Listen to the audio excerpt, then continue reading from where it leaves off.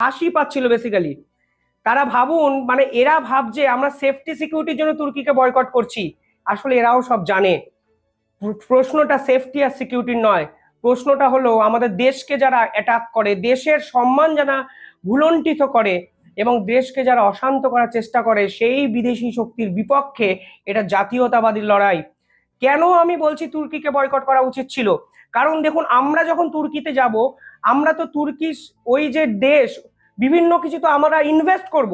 তখন হোটেলে খেতে গেছি, আমরা একটা টাকা খরচ করব। আমরা রেস্টুরেন্টে আছি বা রেস্টুরেন্টে খেতে গেছি, সেখানে টাকা খরচ করব। আমরা ওখানে ভিজিটিং বিভিন্ন প্লেসে আমরা যাব, টাকা খরচ করব। তুর্কির সরকার ইনকাম করবে, কিন্তু সরকার যে ইনকাম করছে সেই টাকাটা তারা কোথায় ব্যয় করছে? সেই টাকাটা তারা পাকিস্তানের পিছনে ব্যয় করছে। তারা যে অস্ত্র তৈরি করছে সেই অস্ত্র পাকিস্তানকে তারা দিচ্ছে। অর্থাৎ ভারতীয়দের টাকা ইনডাইরেক্টলি ব্যবহার করা হচ্ছে পাকিস্তানের